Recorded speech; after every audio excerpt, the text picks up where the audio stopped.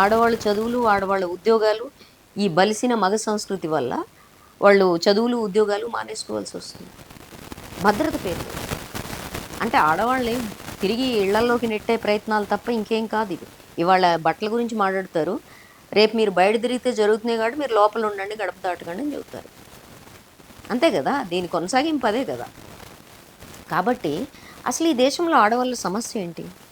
ఈ దేశంలో ఆడవాళ్ళ సమస్య, మొట్టమొదటి సమస్య ఆహారం. ఇంకోటుంది ఈ సంస్కృతికి, మీకు ఇంకోటి కూడా చెప్తాను నేను. ఈ బీజేపీ వాళ్ళ పుణ్యమాని ఈ దేశంలో ఆడవాళ్ళు 182 రోజులు ఒక ప్రదేశంలో ఆడవాళ్ళు సంవత్సరంలో 182 రోజులు ఉపవాసాలు ఉంటారు. వ్రతాలు, నోవులు అంటే 6 నెలలు. సగం సంవత్సరంలో సగం నోవులు, వ్రతాల పేరు మీద ఉంటారు. ఎందుకని అంటే, ఒకటి, నువ్వు వ్రతాలు, నోవులు చేయడం వల్ల నీకు అప్రూవల్ వస్తుంది, సమాజంలో ఆమోదం ఉంటుంది, స్టేటస్ అది. రెండోది, ఆడవాళ్ళకి పూజలు, వ్రతాలు లేకపోతే గుళ్ళకి వెళ్ళటానికి ఉండే అనుమతి వేరే ఏ రకమైన ఎంటర్టైన్మెంట్కి ఉండదు. ఇది 2. మూడోది, దరిద్రం ఎంత భయంకరంగా ఉందంటే, ఉపవాసం చేస్తున్నాను అని చెప్తే హాయిగా ఉంటుంది. వీళ్ళు పౌష్టికాహారం గురించి, గర్భిణుల యొక్క ఆహారం గురించి మాట్లాడతారు. అంటే పూజలు, వ్రతాలు ఆడవాళ్ళకి మాత్రమే ఉపవాసాలు. ఎంతమంది మగవాళ్ళు ఉపవాసాలు చేస్తారు? నేను అడుగుతాను ఆడవాళ్ళు, మీరు మొగుళ్ళ గురించి నిన్ను ఉపవాసాలు చేస్తున్నారు కదా, మీ గురించి ఒక్క రోజన్నా ఉపవాసం చేస్తాడా సంవత్సరంలో మీ ఆయన? ఒక్క వ్రతం లేదు తెలుసా? ఆడవాళ్ళ కోసం, భర్త ఆయుష్ కోసం, సంతానం కోసం, ఐశ్వర్యం కోసం ఆడవాళ్ళు చేసే వ్రతాలే తప్ప, తన భార్య కోసం, తన పిల్లల కోసం మగవాడు చేసే వ్రతం ఒక్కటి లేదు.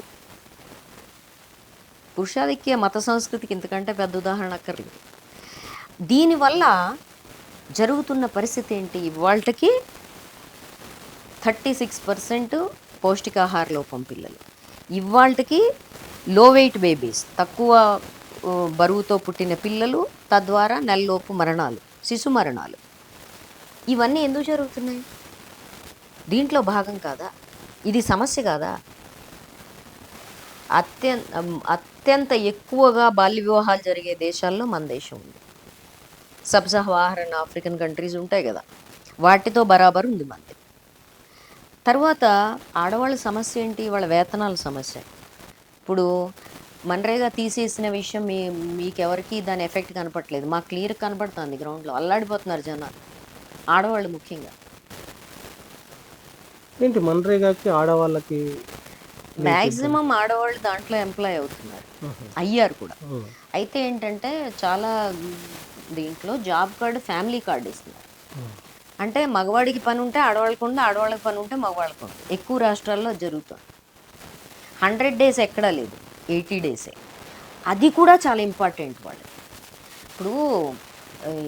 ఇప్పుడు ఈ మన రాష్ట్రాలు వదిలిపెట్టండి, కానీ మన రాష్ట్రంలో కూడా వలసలు పోయే ప్రాంతాలు చాలా ఉన్నాయి. ఇప్పుడు ఆంధ్ర ఉంది, ఆంధ్రాలో శ్రీకాకుళం, విజయనగరం, అనంతపురం, ఇవన్నీ వలసలు పోయే ప్రాంతాలే. మనకి మహబూబ్ నగరం, మనకి ఇది కరీంనగర్ ప్రాంతం నుంచి కూడా వలస వెళ్తారు, కరీంనగర్, ఆదిలాబాద్ నుంచి. ఈ వలస వెళ్ళే ప్రదేశాలన్నిట్లోనూ సస్టైనబిలిటీ జరిగేది నరేగా నుంచి. సో అది పెద్ద ఇష్యూ ఇవాళ. ఈడెవ్వడు మాట్లాడే విధవులకు ఎవ్వడికీ అర్థం కావడం లేదు. అదేమిటి అంటే, ఆడవాళ్ళ సమస్య ఇదిరా, ఆకలితో మాడిపోవడం అని. ఎవడు దాని గురించి మాట్లాడతాడు? మాతా శిశు మరణాలు ఎందుకున్నాయి ఇంత ఎక్కువగా అని స్త్రీలను గౌరవిస్తాం అని చెప్పుకునే ఏ ఒక్కడు దాని గురించి మాట్లాడతాడు. నువ్వు ఆడవాళ్ళని గౌరవించడం అంటే ఏంటి? లిప్ సర్వీసా? కాదు కదా.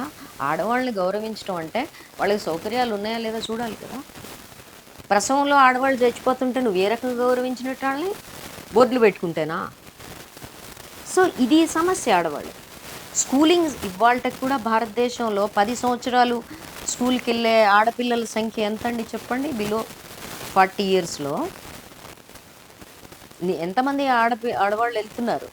10 సంవత్సరాలు స్కూలింగ్ పూర్తి చేసిన వాళ్ళు ఎంతమంది? On average 30% దాటట్లేదు. హైయెస్ట్ లిటరసీ ఇప్పుడు మహారాష్ట్ర ఉంది మన పొరుగున, ఇది వదిలిపెట్టేద్దాం, మనది 58% విమెన్ లిటరసీ, అది 76%. 76% స్త్రీల సాక్షరత ఉన్న మహారాష్ట్రలో 10 సంవత్సరాలు బడికెళ్ళిన ఆడపిల్లల సంఖ్య 40%, 40%. నీ తెలంగాణలో అది కూడా లేదు. 30% దగ్గర దేకుతున్నావు నువ్వు. నువ్వు ఏ సమస్యల గురించి మాట్లాడుతున్నావు? ఏమన్నా అర్థం పర్థం ఉందా? 15,000 స్కూళ్ళు మూతపడ్డాయి. ఆడపిల్లలకి ఇవాళకి కూడా ఉన్న వివక్షత ఏంటి ఇవాళ?